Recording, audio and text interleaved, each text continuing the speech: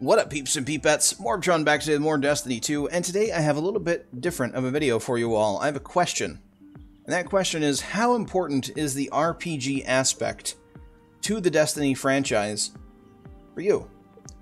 You might notice something a little bit different about my Titan. I'll give you a hint, though. He used to be an Exo, and now she's awoken.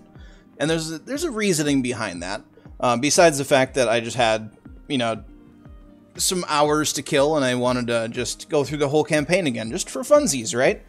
No, I actually wanted to have an Awoken character going into the Forsaken DLC, which I know is in a couple months, but in Warmind with Anna Bray, there was actually some Exo-specific dialogue throughout the story, if you're just next to Anna Bray on an Exo versus a different race of character. And I kind of want to experience the Forsaken franchise, or Forsaken DLC, sorry, not franchise, as an Awoken, going through it my first. So I, of course, re-rolled my Titan, as my Titan is my main. But also, the whole RPG element to this game, to the Destiny 2 franchise, or the whole Destiny franchise, really, is not, like, super important to me, but it's something that I really, really like. And that's kind of the question I'm passing along to you all.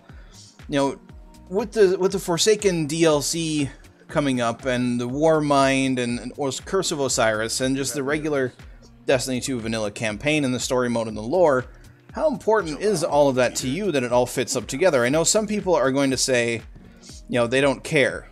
They just want the gameplay to be good, they want content to do, they want people to shoot, and enemies to shoot, and that's it. But for me, and I'm sure a lot of other people as well, they also enjoy the campaign, they also enjoy the story mode, and I'm really hoping that we see a good story coming in Forsaken. But also, I'm really hoping for the potential for character development for our own Guardians. You'll see in cutscenes like this. I'll plot a landing course.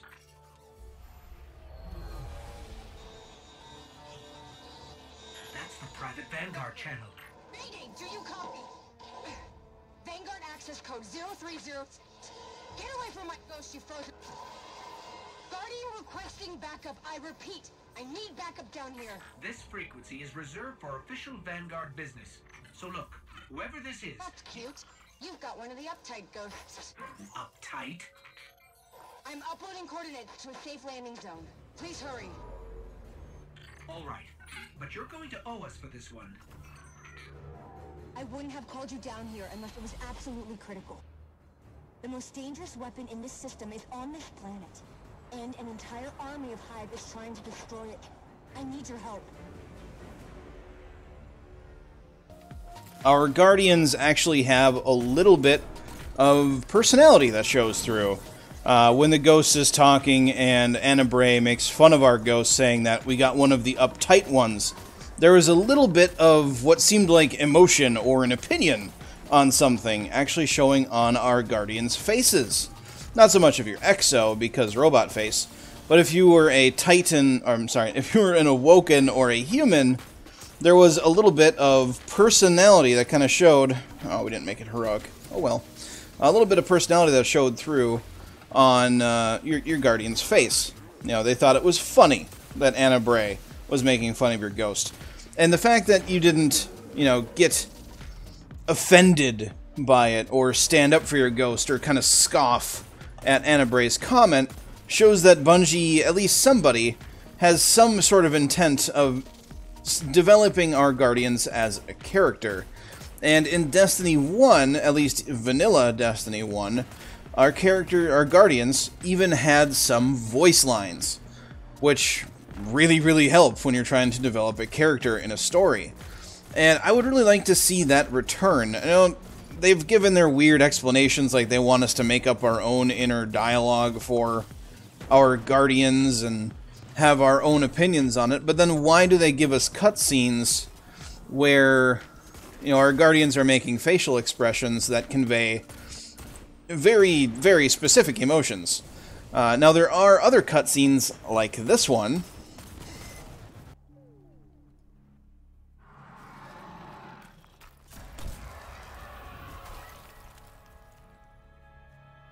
Hey, you made it. Actually, yes. We did. Well, there were a lot of them. But you did great. Come on, let's see what's hiding in here. Besides hordes and hordes of frozen hive, I mean.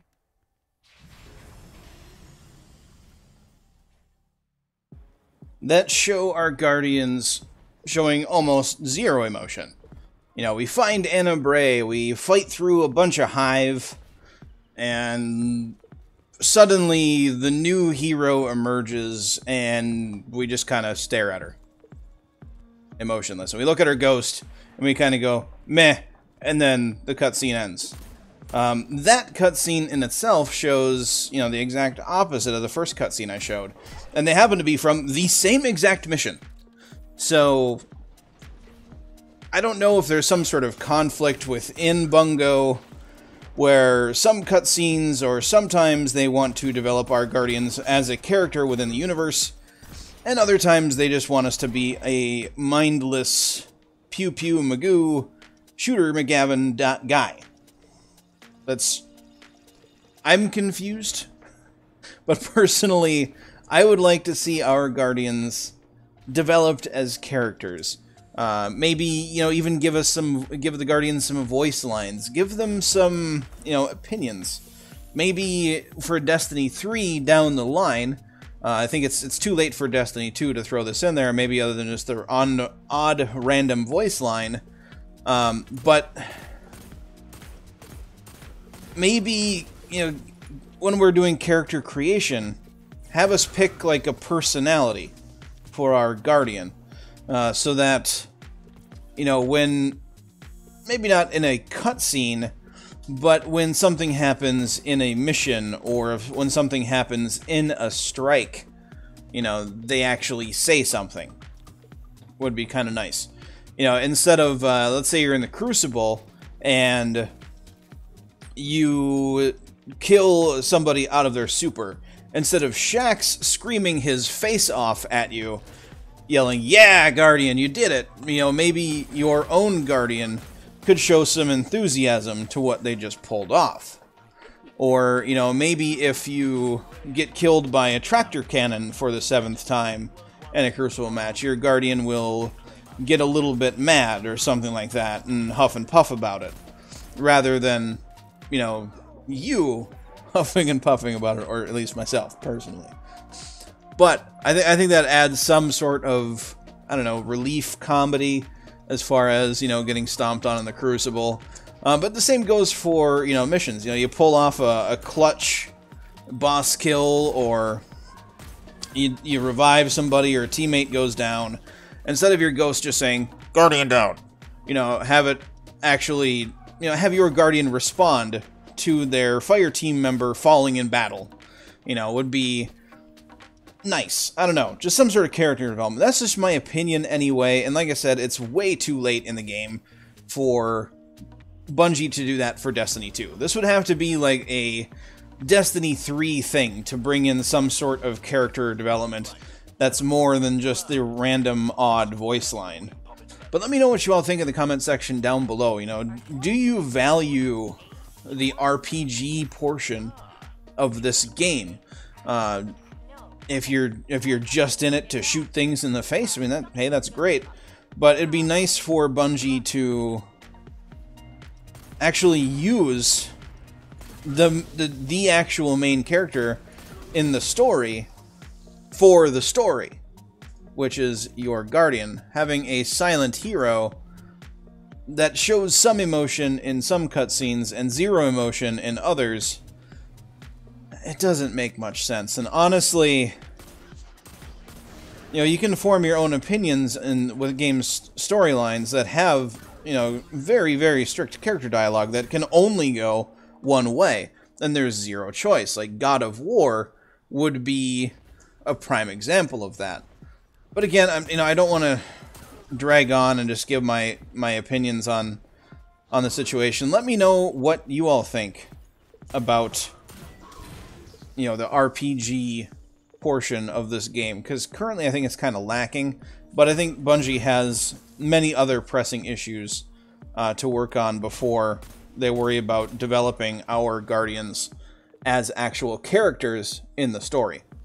But that's going to be it for this episode. It was a random one. It was just something that popped into my head, you know, the other day when I pulled the trigger and decided to re-roll my Titan, just because I wanted to have the experience of playing an Awoken and like discovering the Awoken homeland in Forsaken.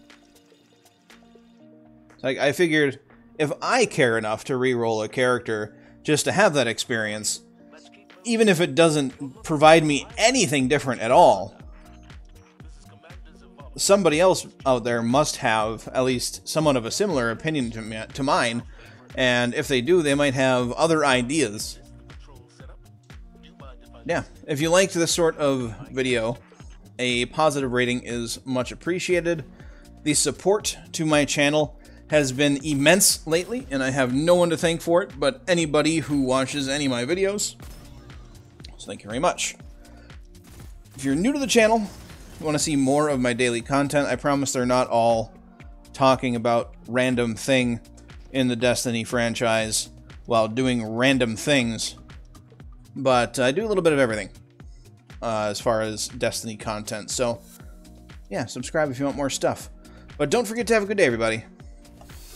And I'll catch you all next time.